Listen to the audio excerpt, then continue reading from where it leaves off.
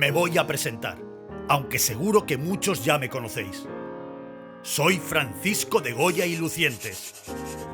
Hoy quiero hablaros de unas obras muy especiales para mí y que son famosas en todo el mundo. Mis grabados. Todos sabéis que fui un famoso pintor, pero ¿queréis saber por qué me convertí también en grabador? Recordad que cuando yo vivía todavía no se había inventado la fotografía y pintar un cuadro costaba mucho tiempo y dinero. Solo los muy ricos podían pagarlo.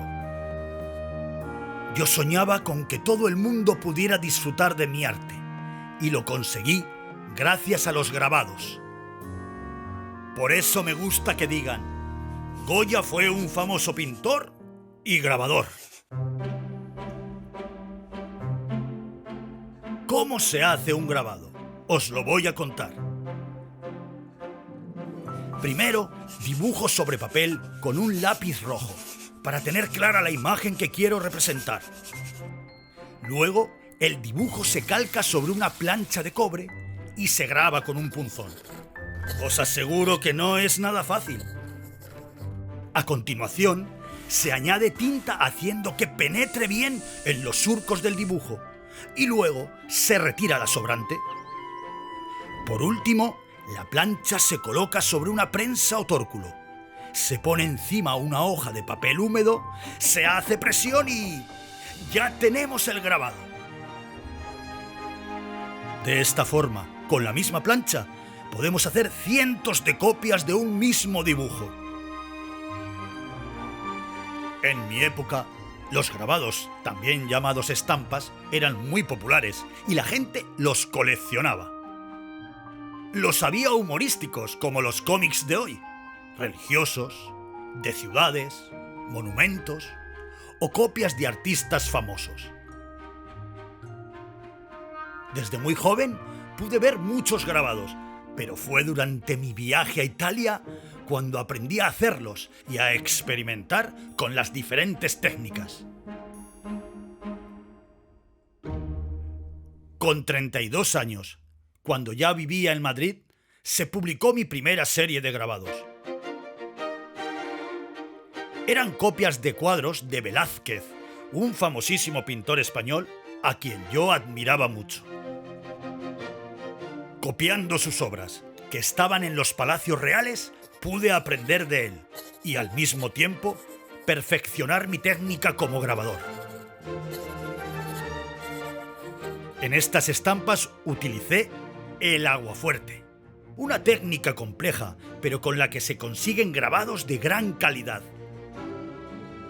Primero, se pone una capa de resina o barniz para proteger la plancha y dibujar sobre este material. Como la resina es más blanda que el metal, es mucho más fácil dibujar sobre ella con el punzón. A continuación, la plancha se sumerge en ácido, que penetra en las líneas del dibujo que han quedado sin barniz. Muerde el metal y la imagen queda grabada. Después se limpia la resina y ya tenemos la plancha lista para entintar y estampar en el tórculo.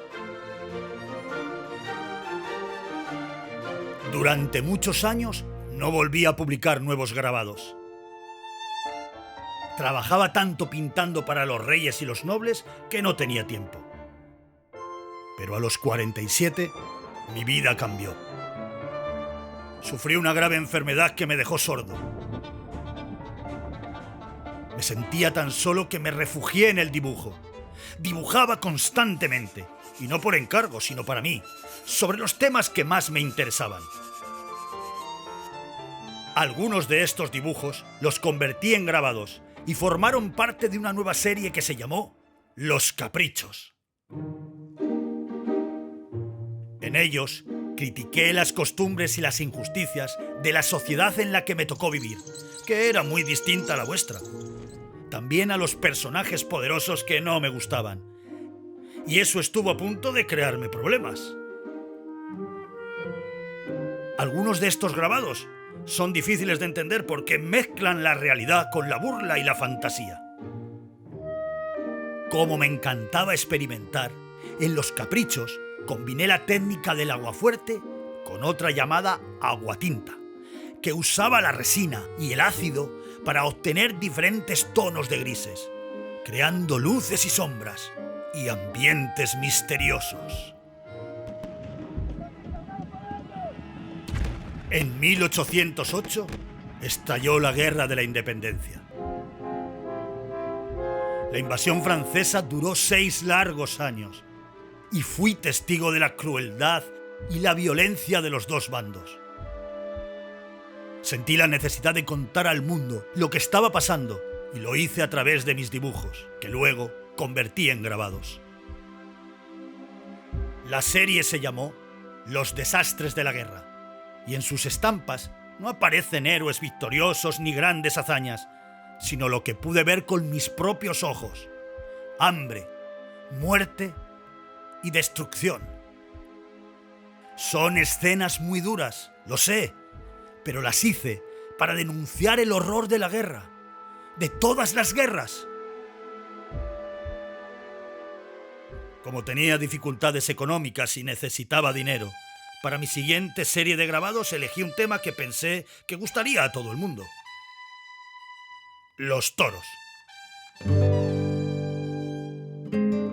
En mi época era un espectáculo muy popular y las estampas taurinas se vendían muy bien. Así surgió la tauromaquia, que mostraba los diferentes momentos de la lidia y también a toreros famosos. Las escenas estaban llenas de tensión y representaban momentos muy dramáticos. Quizá por eso no gustaron mucho en mi época y no tuvieron el éxito que yo esperaba. Mi última gran colección de grabados se llamó Los disparates. Todo el mundo dice que de todas las series que realicé es la más misteriosa y difícil de entender. En estos grabados se mezclan lo absurdo y lo ridículo, las pesadillas y los monstruos.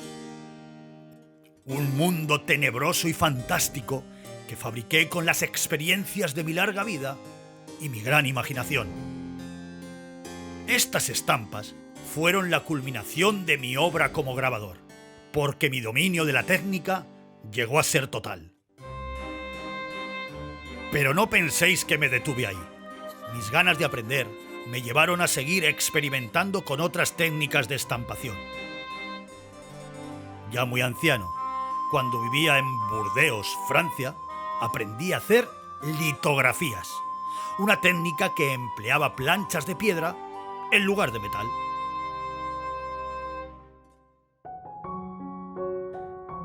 Ya lo habéis visto. A lo largo de mi vida realicé unos 250 grabados y gracias a ellos pude compartir mis ideas, mis deseos y mis sueños con todo el mundo. Lo hice siempre a mi manera, siendo diferente a todos y sin miedo al riesgo. Sé que, a partir de ahora, cuando alguien os diga que Goya fue un famoso pintor, le contestaréis: y grabador. Y yo os estaré muy, muy agradecido.